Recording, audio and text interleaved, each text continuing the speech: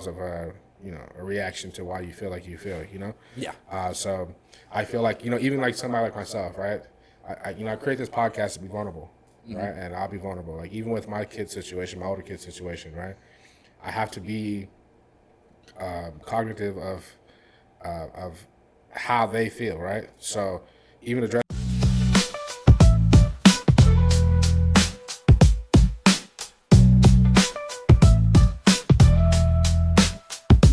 All right, welcome back to Monterey Emotions, the podcast. I'm your host, Herc. If you haven't already, go ahead and follow us on Instagram at Monterey Emotions _VDP.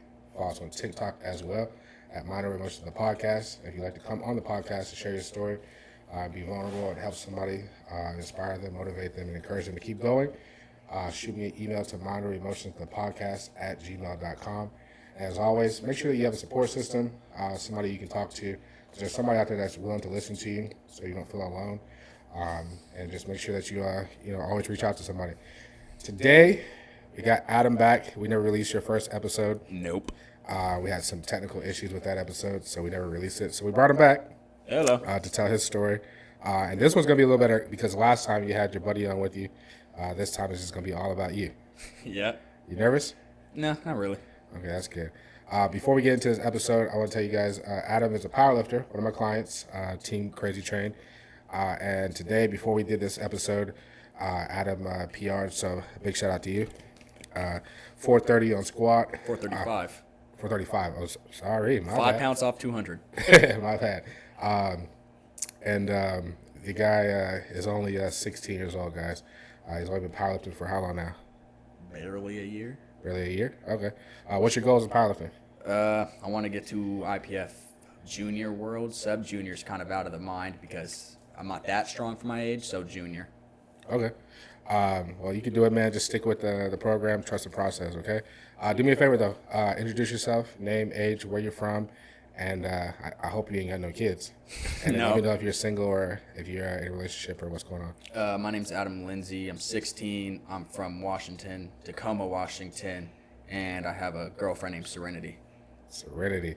Hey, let me tell you something, too. I think Adam turned his squats up because one day in the gym, I told Adam that his girlfriend squatted better than him. And I think he took that to heart. That was probably maybe 6 months ago. Yeah. Still trying to get her to come on the team one day. And she actually reached out to come on the podcast. So, Serenity, if you're watching, I ain't forgot about you. We'll get you on here soon, okay? So, growing up in Tacoma, how was it for you, man? Did you grow up with like two parents in your household, or just your mom and dad? How was it? For a while, I grew up with two parents. There's a couple times my dad wasn't there because he just wasn't there or he was in jail. In jail? Yeah, there was one time he had a DUI when I was at my grandma's, and he got arrested for that. Okay. How was it growing up with mainly just your mom? She struggled a lot because she had me young, so I don't blame her for struggling. She did some wrongs, but it wasn't the worst. Okay. Are you the only kid? Nope, I have a little brother with my mom, a little sister with my dad, and soon to be another little sister with my dad and stepmom. Okay. Hey, do me a huge favor real quick because we don't edit shit out. Do me a favor. Turn your mic out just a little bit. Like this? Yeah, there we go. Yeah. Yep, appreciate you. There we go. That way we can pick you up and don't miss anything like last time.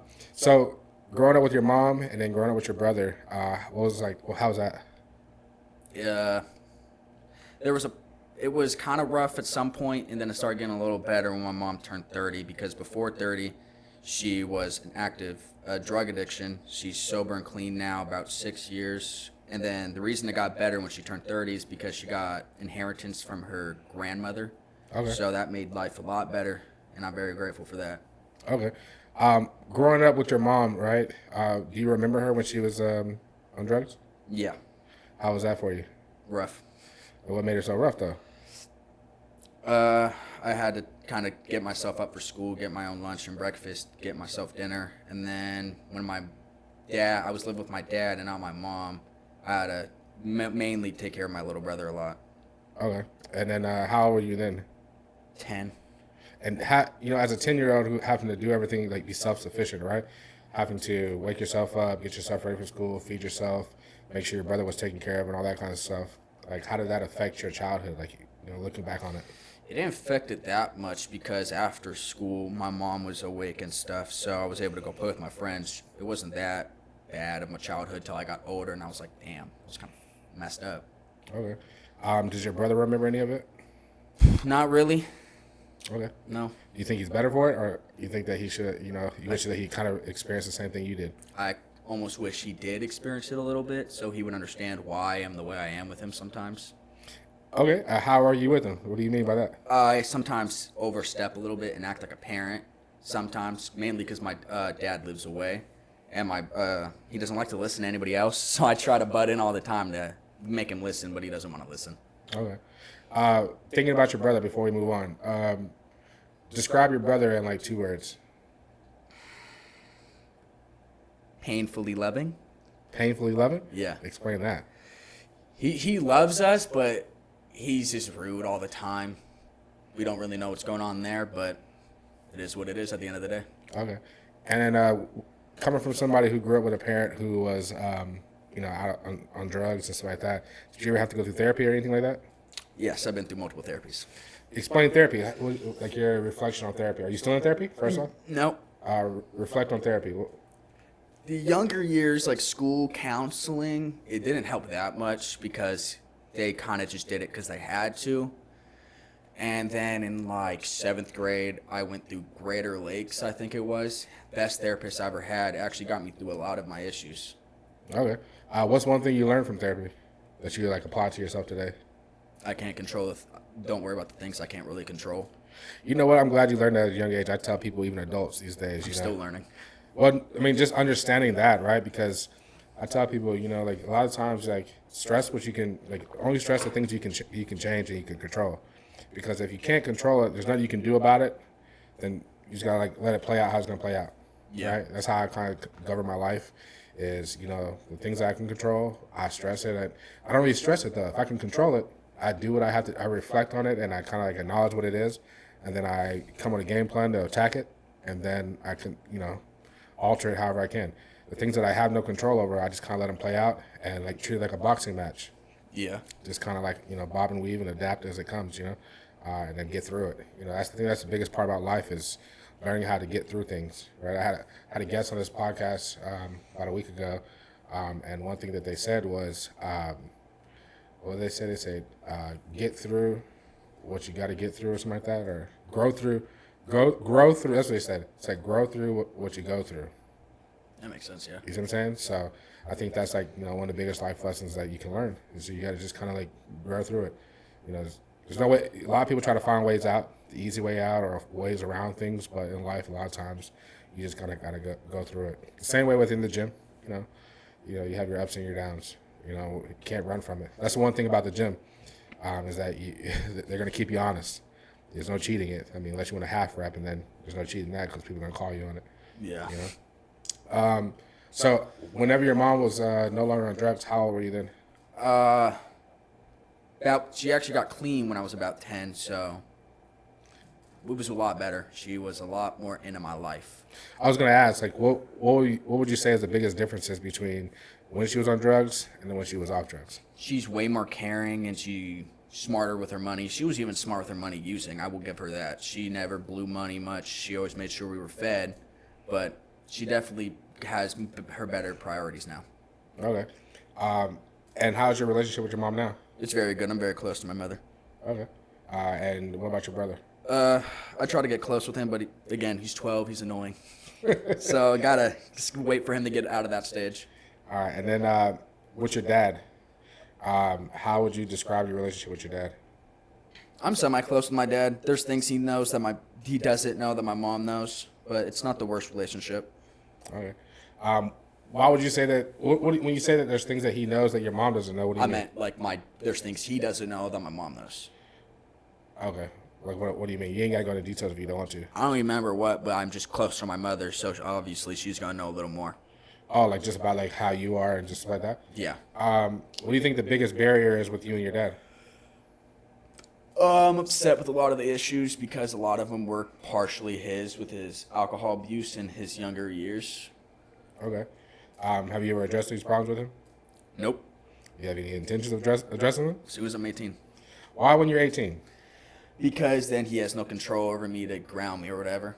because sometimes he has bipolar, so sometimes he can't really control it. So Okay, so you're afraid that if you talk to him about it, he might become upset and then punish you for how you feel. yeah. Like thinking on that and reflecting on that, do you think that as a kid looking at like a parent, do you think that that's wrong or right? Right. You think that's right to be able to punish you for you addressing? No, wrong. Sorry, I misheard you. That's wrong. Yeah, because that's how you feel, and obviously the actions of the parent is, a cause of a reaction to why you feel like you feel, Yeah. So I feel like, even like somebody like myself, right?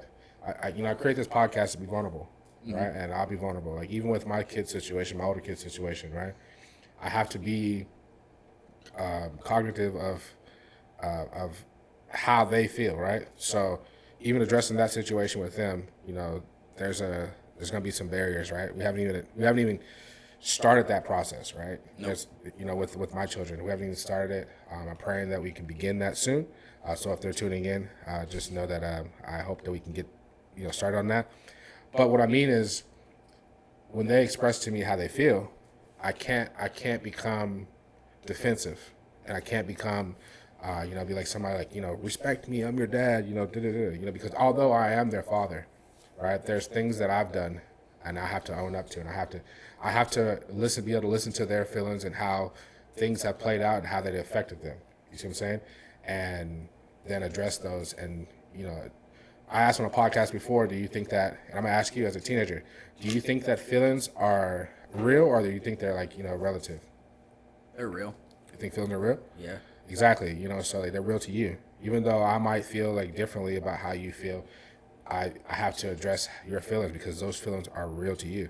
And especially when it comes to like a teenager or a kid, you're still learning, you're still growing, right? And those feelings are going to shape who you are later, right? So if I just kind of like just blow your feelings off or try to make you, act like your feelings don't, exist, and that your feelings are fake and not real, how's that going to shape you growing up? You become cold, become dark, something like that. So, like going into the situation, I have to be, like I said, open to understand and listen. So if your father's watching this, hopefully you can create a safe space where Adam can come talk to you and you guys can address these feelings, right? Yeah. Because do you think that having that barrier to where you can't speak to him, do you think that affects your relationship with him? Sometimes, yeah. In what ways do you think it affects you? I can't tell him what he does pisses me off, or I'm just like, that don't make sense to me. Because with my mom, if she tells me no about something, or we have a disagreement, I'm able to be like, why? With my dad, it's more of no means no, yes means yes. There's no But at the questioning. same time with that, I would say this. At the same time with that, that's just the difference in parenting between father and mother. Yeah. Right? Because, a lot of times, as a kid, you would like an explanation, but a lot of times you're not entitled to that explanation, right? Because like growing up for me, like I would always want to know why too, right? Why my mom said whatever she said, or why my stepdad said whatever things he said, But sometimes it is what it is. You kind of gotta suck it up and say, hey, like this is what I have to do. They said it, and if what they're doing is to protect you and to keep you safe, then you just kind of gotta suck it up. I know it sucks, but it's just part of how it is, But it's like a catch-22, because in some aspects you kind of want to know why. I think that as a parent, as we get older, and as we grow as parents, we have to understand that sometimes explaining to the kid why makes it easier for the kid to understand and easier for the kid to follow those instructions, right? So it's like a teeter-totter, So you got to give the parent grace, just like as parents, we have to give the kids grace, What got you into powerlifting? Mainly I was just into the gym because my mom got me into it about 13. And then when I moved back, so I moved from Spanaway, Washington to Vancouver, Washington, lived there for a year. I was going to the gym both those times, moved back here, maybe was still out of Planet Fitness for a month. Then I started going to Spanaway Fitness Center, and I was like, this shit's cool. I really like watching this. So I kind of started getting into it a lot more. Okay. And I know earlier you spoke about your aspirations with powerlifting.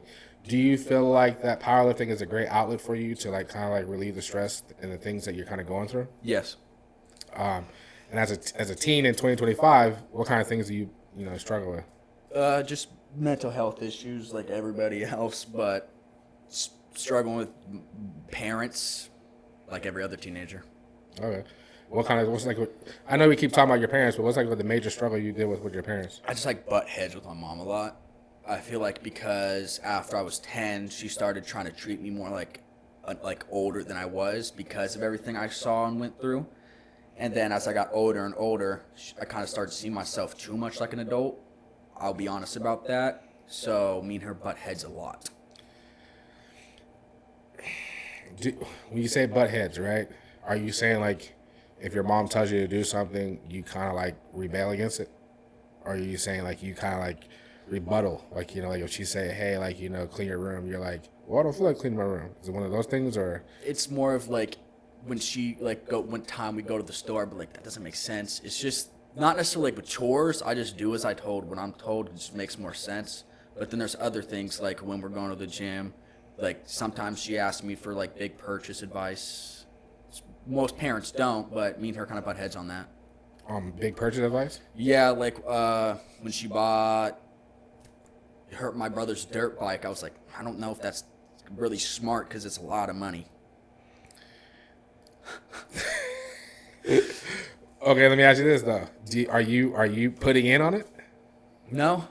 So why do you care? Because I just try to make a decision what's best for the house because I was kind of raised as the man of the house, so it's more of engraved in my head I should help, even though sometimes I shouldn't.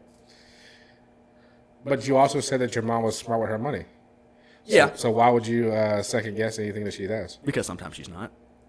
She'll be smart with money, and then when she has enough of it, she'll be like, I'm going to buy this. I'm like, I don't think so. I don't think that's a good idea. But sometimes I'll say this, right? As somebody who grew up, like I always tell people, like I didn't grow up poor. I wouldn't classify me growing up as poor. I classify me as growing up as somebody who grew up in a house with a lot of children, right? And we had the things that we needed, right? So as I get older, there's things that and I make my own money and I have an excess of money. Sometimes, like I'm classified as a spender, right? Yeah. But as long as your bills are paid, and as long as you and your brother are taken care of, and the house, like I said, like there's food in the kitchen. Is there a really big deal? No, it's just I grew up pretty poor. Like I had to live with my grandmother with my mom most of the time, living in a 2-bedroom where my mom sleeps on the couch. So it's just engraved in my head: be smart with your money. Don't spend it if you don't need it. Okay, I can see your point. But okay, let me ask you this then. So what if your mom was buying a big purchase for you? Like she just came to you and was like, Adam, you know what? Like I want to buy you like this new weightlifting belt you've been looking at on Instagram. I want to buy you these knee sleeves and these squat shoes, and those are gonna come out to all three. Like that's a big purchase. Nearly $1,000, yeah. Yeah. And she told you she's gonna buy it. Are you gonna tell her I don't think that's smart, or are you gonna just let her do it? I would be like, no, because I already have all that. I have what I need. I don't need more.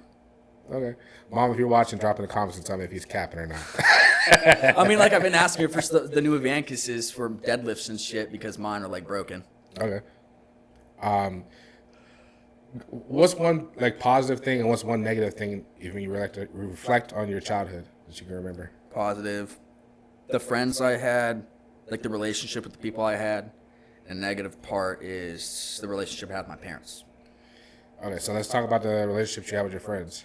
Are you still friends with all these people? Most of them, yeah. Okay. And what made it so positive?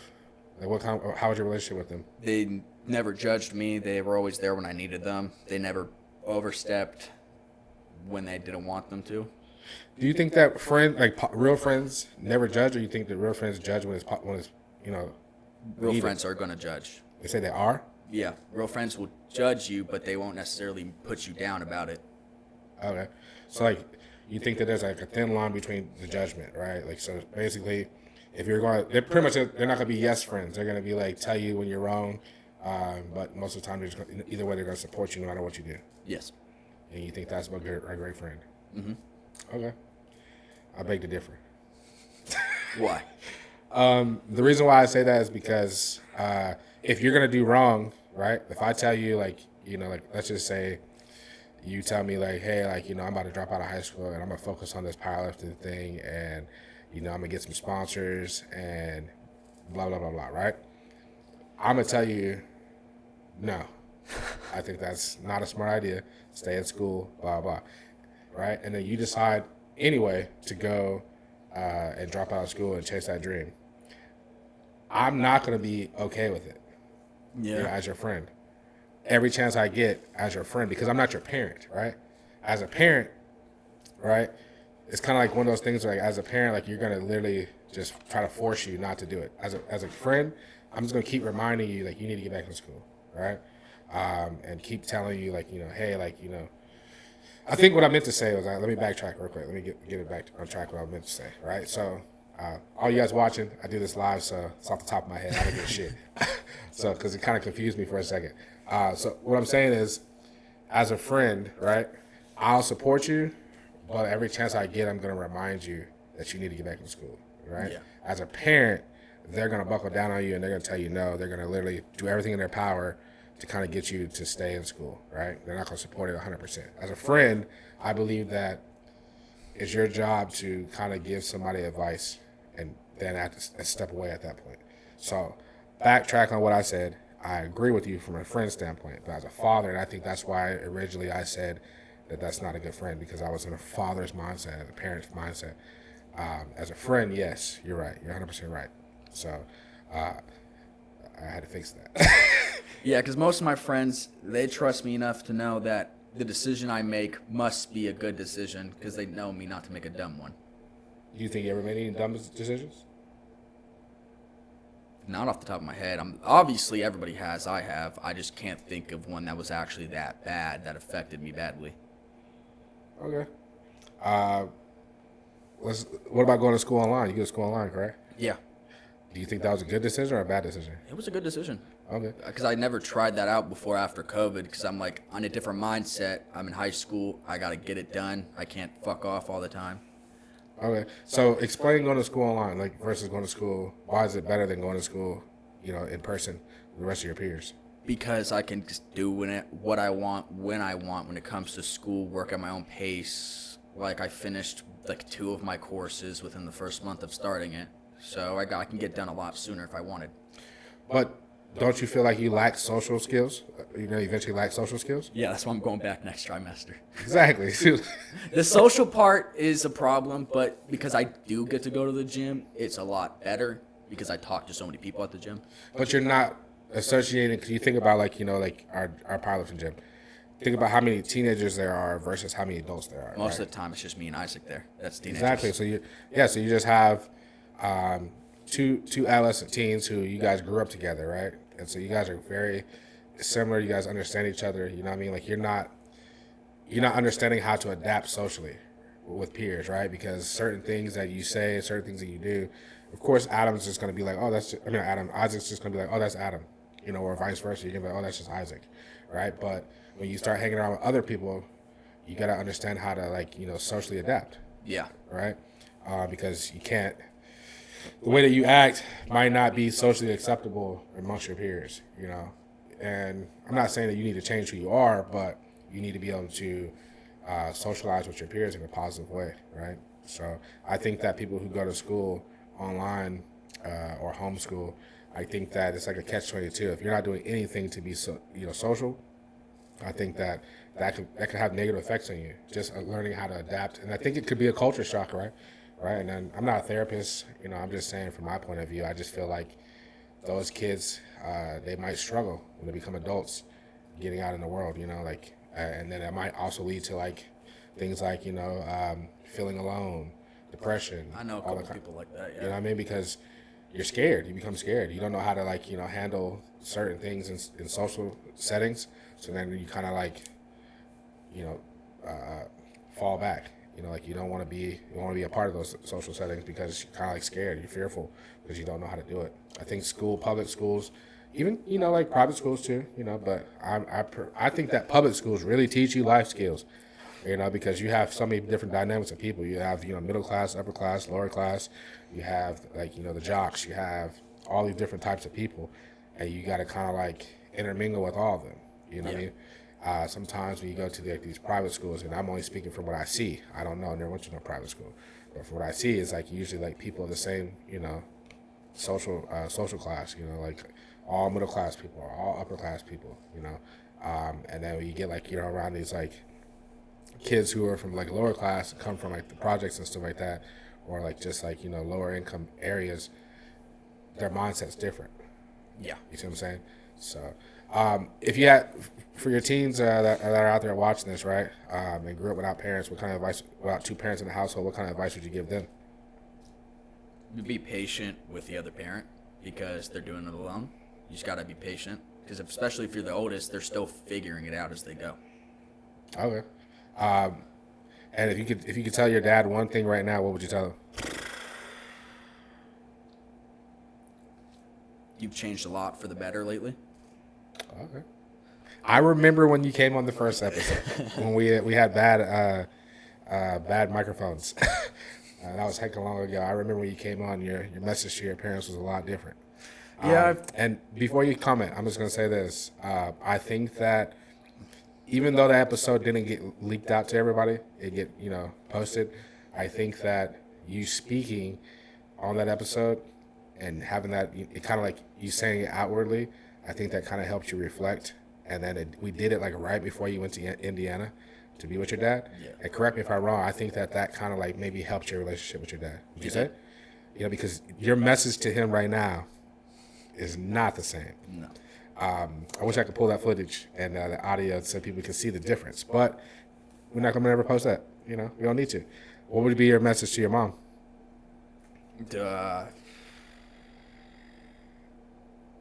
I don't know. I just talked to her earlier today. I don't know.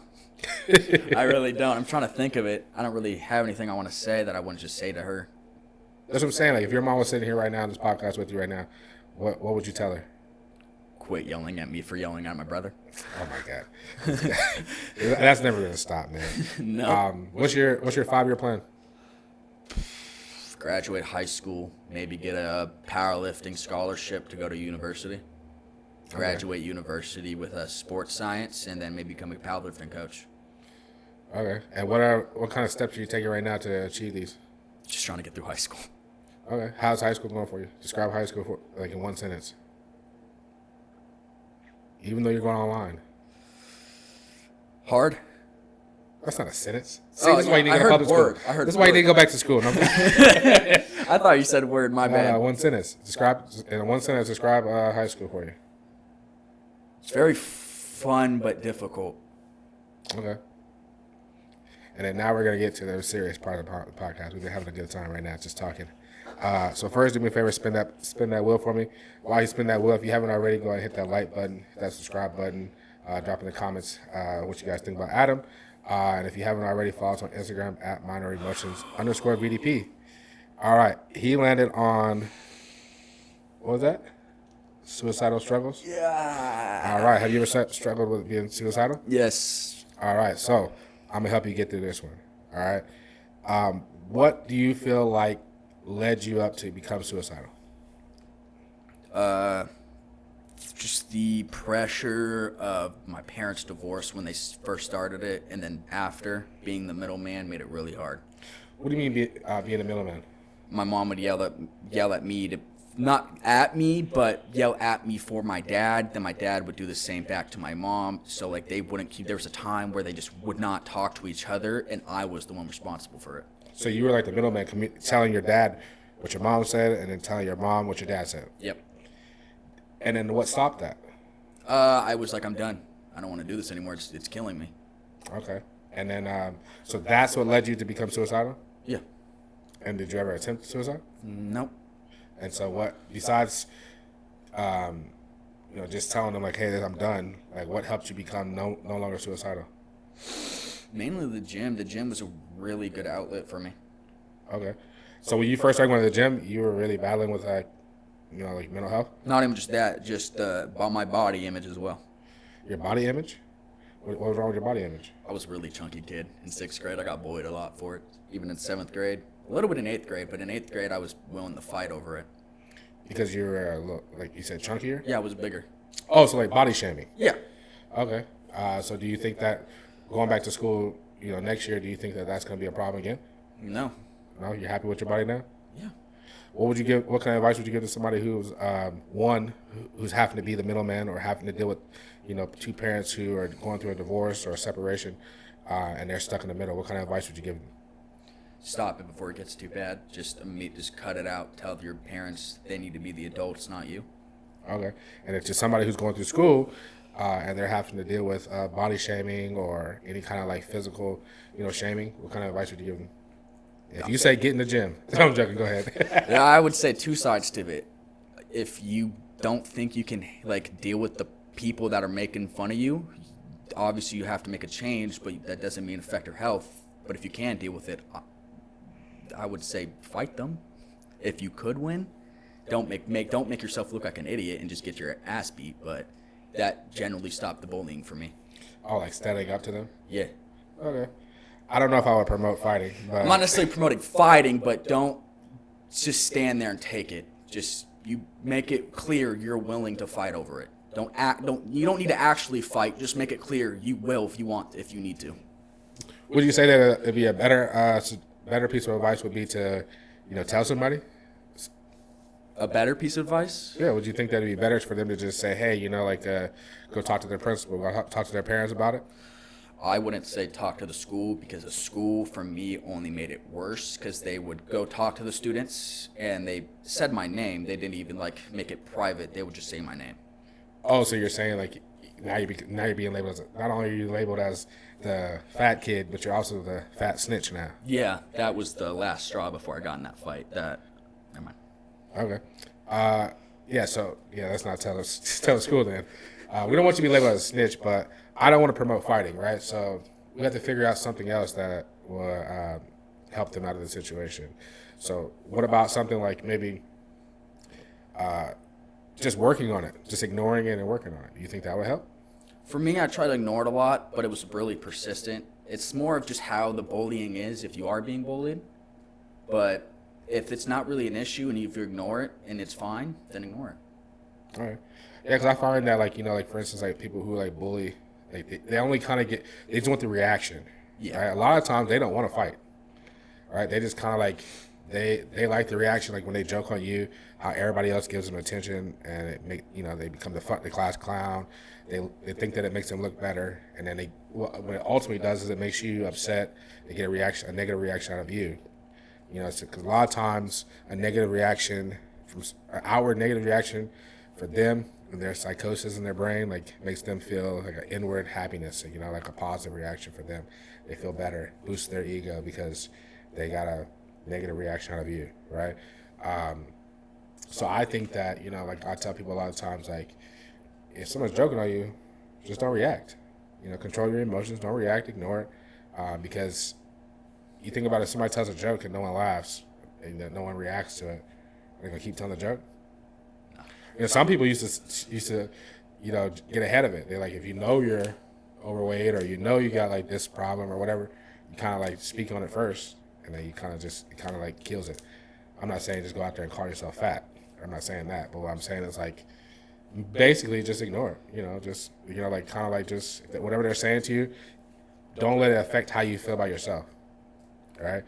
You gotta walk in your own happiness. You gotta be okay walking in your own shoes. I think once you get to a point where you're okay walking in your own shoes, I feel then at that point, no matter what nobody says to you, it doesn't matter. You might know you have flaws, right? You might know that we all have flaws, right? Even the person who's cracking the jokes, they have flaws. Myself, I have flaws. But ultimately, you gotta love yourself. I think that's the biggest thing. Love yourself. Right? So I think that's the advice that we should give to people. Love yourself. Find some way to love yourself more than focusing on the hate that people are giving you, right? Because someone's going to always hate on you. Yeah. No matter what you do, no matter what you say, there's going to be people who are going to watch this podcast. They're going to hate on something you said. They're going to hate on something I said. Who cares, man? Let them do their job. That's their job is to hate, for this podcast. In order for you to hate on this podcast, you got to watch it. So I appreciate you. But the whole purpose of this podcast is to help some other people, right? So what I'm gonna do, which I normally never do, is I'm gonna spin the wheel. Okay. Right, and then after that, we're gonna get into some questions you got for me, okay? Tell me what it lands on. Double spin 2 topics. Oh man, so unlucky, man.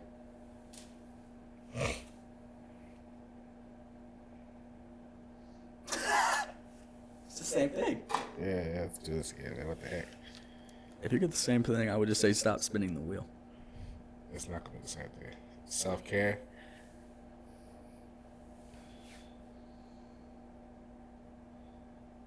What's that one? Self-medicate. All right. I've already talked about self-medicate multiple times. I talked about how I went through a phase where I, smoked a lot of weed because I was dealing with, the loss of somebody who's close to me. Another way to self-medicate, I think, for me is I've never used, like, drugs. I won't say drugs, but, like even smoking, right? So, like, I opened up about this on my last episode where, I went through a phase, years where I smoked cigarettes, man. I kept it from everybody. I was ashamed of it, I wasn't like all these people out here who just openly smoke cigarettes. Started smoking cigarettes when I was in the military, approximately around like 2010. At that time, I was going through a divorce, a separation at the time. I was also going through, being separated from my children, in a sense, losing my children. And the people around me they smoked cigarettes, and so one day I was having a deep conversation, and they handed it to me, and I smoked it. I was young, and I gave into it. And I will tell you, man, I never done any other drugs besides smoke weed, but boy, that nicotine is. Don't ever do nicotine. To all you teens out there vaping, stop that, man. Listen, I still vape to this day. I think that vaping is just like, it's weird, man. Like, everybody vapes. I've seen old people vape. It's worse than cigarettes. Yeah, I mean, it's still nicotine, They have those the non-nic. Pouches? No. They have non-nic vapes. Oh, yeah. I've seen this on TikTok. I don't really understand that because you have people out there who you're developing that habit of hand to mouth, and then it's like, it's one of those things where it's like now kids and teenagers out there are just walking around with no-nic vapes. And it's like the cool thing to do, so. But I haven't broke that habit yet. But that was one way that I kind of like dealt with that problem, is I just would smoke, and it was kind of like, it's nasty, make you smell horrible. And at the time, I never noticed how bad it smelled until I quit smoking cigarettes, and I was like, oh my God, I walked around smelling like that, so. The other one was what, self-care? Yeah. I would say for me, self-care, it used to be the gym, right? But some advice to you, I want you to caution going into coaching, right? Because as a coach, as a powerlifting coach and a trainer, the gym used to be my escape. But then once I became a coach, I love coaching, but it could no longer be an escape for me because now the gym has become a job. Yeah. You know what I mean? And so that was one way that I would kind of like, work on myself. If I was having a bad day, I go to the gym. And like I said earlier, the weights are unforgiving. The weights are going to always bring you back center, right?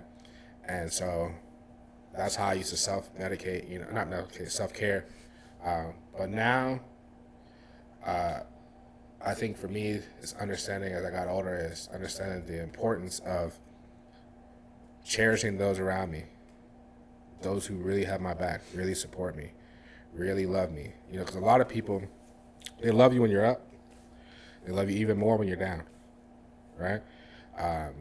Because most people around you, they don't really want to see you succeed. They say that, but when you start to succeed and they're not succeeding, you'll see how quickly they run away, right? Or they quickly hate on you, or they find problems with you, right? So the people who truly have my back when I'm down, when I'm up, when I'm just okay, I try to cherish those people. I try to literally just pour back into them, and that kind of helps me. So what does your support system look like? I got my girlfriend and my buddy Isaac. Isaac's always at the gym with me most of the time. My girlfriend doesn't really go, but she always on the phone with me after. Okay. Your girlfriend doesn't really go no more? No, she lost her membership because her mom didn't let her go. Oh, okay. She has a lot of issues to talk about her mom if she comes on. All right. Well, Serenity, right? Yeah. Serenity, if you're out there, you want to come on a podcast, like I said at the beginning, I'd love to have you on. In our closing, man, what do you think about the podcast? I like it. I like just to be able to talk about it. Kind of upset the first episode was gone because Isaac had a lot to say.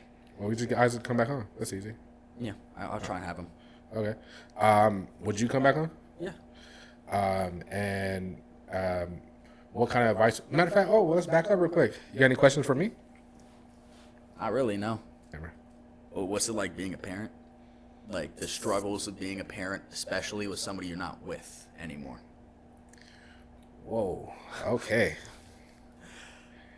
So the question you asked was, what's it like being a parent and the struggles of being a parent with somebody you're not with no more? Yep. Okay. So in all honesty, I will say this first and foremost. I'm not going to be on here and I'm not going to ever bash her, right? That's not my place to do. My podcast is not about, it's about uplifting people. Right? Yeah. And we grew up always being told, if you had nothing nice to say, don't say nothing at all. So I'll say this. Unfortunately, I wasn't able to be a part of my children's life for the most part, the older ones. Mm-hmm. Besides child support and stuff like that. And, I will say this too, honestly, like there was times where I went through where, I wasn't able to, always be 100% on my child support. I wasn't. And that wasn't always by my doing. I think that sometimes people focus on the money, right? They focus on that and they forget that life happens, like it's not necessarily a choice that you made. Like not everybody wakes up and says, hey, I don't want to fucking pay child support today. Or I just don't want to do nothing for my kids. It's not always the case. So I don't think that you should focus so much on the money, right? But I think that is like one of the biggest things that people like to focus on, right? And so like with me and my ex-wife, my children's mother, I think the biggest struggle is, in my opinion, I think, and this is just my opinion, I'm not here to speak for her, right?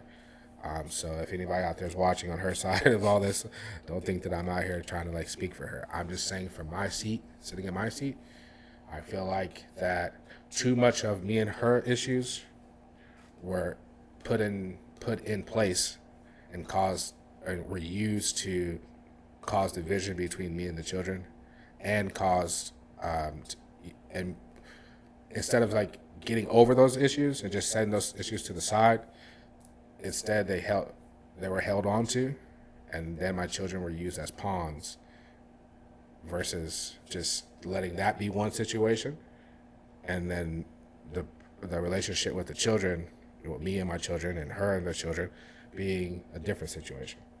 So I think that was the biggest problem.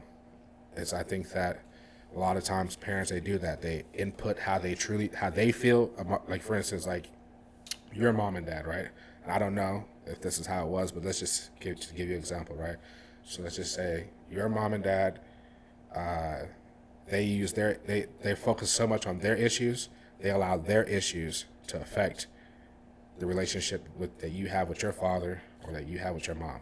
You know what I'm saying? That did happen a lot of the time. And that, I feel like that is wrong, 100% wrong, because at the end of the day, what you think of your father needs to be how you feel, how that relationship happened, right? Like the effort that father put in towards being a father to you, and the effort you put into being a child to that father. You see what I'm saying? Like it's a relationship. It's a two-way street. You know what I mean? Like a parent can try their best, especially a non-custodial parent. If you don't understand what that means, the non-custodial parent means the parent that's not living in the home, raising the child every day, right? So typically it's the father. So a non-custodial parent, they can only do so much, right? If they pick up the phone and try to call you, and you as a child, you don't ever answer the phone, or you don't ever text back, it's a two-way street. There's only so much that father can do, or that non-custodial parent can do. So if you're not picking up the phone, or let's just say you're not old enough to have a phone, they have to go through your mom.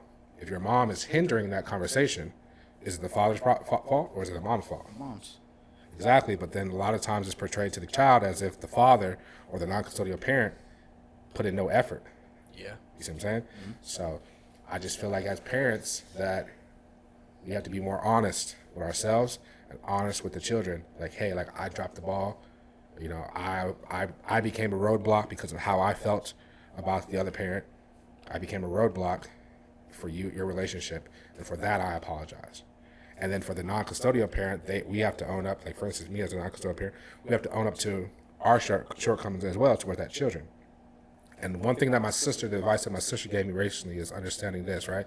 Is understanding that that child is a child, right? That child they're still learning, and they're being molded by their environment, right? So you have to understand that the only thing that they're being told, and the only thing they can go by is what they're being told, and what they're seeing, right? They don't know the back burner stuff. They don't know, what's truly happening, but they don't know the behind the scenes things. You get what I'm saying? Yeah. Right. So like, they don't know that your mom or your dad or was being a barrier between your relationship. They just know like, hey, my parent isn't calling me. My parent isn't sending money. My parent isn't there. You see what I'm saying? So you have to understand that that's how they see things, and you have to, as a parent, you have to come in humbly. And this is the what I'm dealing with right now. All right, my sister just opened my eyes to this. Big shout out to Apple once again. But I think that's the biggest thing, right? And I'm learning that right now, right? And yeah, I'll go with that. Answer your question? Yeah. Okay. So for all you guys out there watching, if you haven't already, go ahead and hit that like button, hit that subscribe button. Follow us on Instagram at MindOverEmotions_VDP. Follow us on TikTok as well at MindOverEmotions the podcast. And if you'd like to share your story and come on the podcast, I'd love to have you.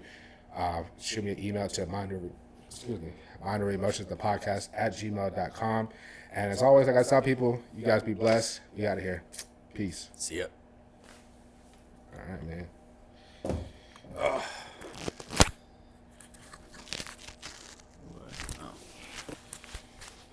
All right, this is what I'm going to do.